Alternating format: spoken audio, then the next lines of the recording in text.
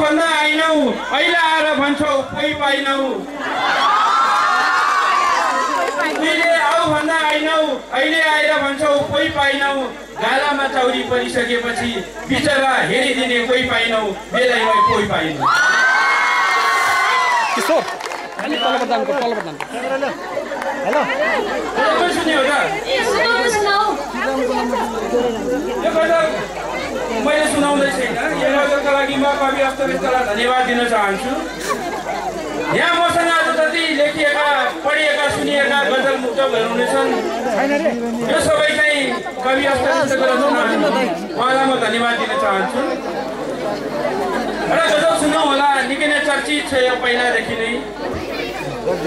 breakup party दिउँला भन्थे माया सुन्दै जाउँ ब्रेकअप पार्टी दिउँला भन्थे मायालु पहिला गइहाल्यौ फोटो फिर्ता दिउँला भन्थे मायालु पहिला गइहाल्यौ कति दिन जाग्यौं हामी कति रात कुरा गरेर काट्यौं मुख्य कुरा भनुला भन्थे मायालु पहिला गइहाल्यौ जति प्रेम गरियो मायालु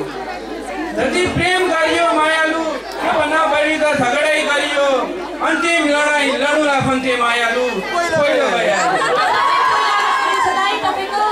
प्रब्लम न पहिला सुन न त्यता के भयो मन्दिरमा घण्टा बजायो मन्दिरमा घण्टा बजायौं सँगै प्रार्थना कति गर्यौं दक्षिणकाली जाउँला भन्थे मायालु मिस्टेक भएछ नि वर्षौं पुरानो नाता हाम्रो बिर्सन पो कहाँ सक्छौं र शुभकामना जिउँला भन्थे मायालु पहिलो गइहाल्यौ आउँदी बित्थामा भए पनि तिमीलाई शुभकामना चाहिँ मलाई यहीँबाट दिइहाले